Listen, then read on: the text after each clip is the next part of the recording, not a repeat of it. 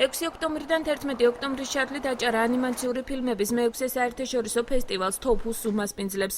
38 ქვეყნის 105 ფილმის ჩვენება კინოთეატრ აპოლოში ბათუმის დრამატულ თეატრში, ხელოვნების სასწავლო უნივერსიტეტში ხულოს დრამატულ თეატრში, შვახევისა და ქედის კულტურის ცენტრებშია დაგეგმილი.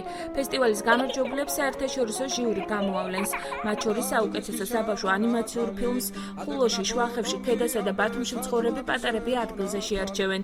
შედეგები კი ფესტივალის დასკვნით ღონისძიებაზე გამოცხადდება. საკონკურსო ფილმების ჩვენებების პარალელურად დაგეგმილია ვორქშოპებისა და მასტერკლასების მოწყობაც. ანიმაციური ფილმების მე-6 საერთაშორისო ფესტივალი აჭარის განათლების, კულტურისა და სპორტის სამინისტროსა და პერსონაჟის ორგანიზებით გაიმართება. მასტერკლასებს ჩაატარებენ შარშან გამარჯვებული ფილმების ავტორები, რომლებიც წელს საერთაშორისო ჟიურის რანგში იმუშავებენ ფესტივალზე.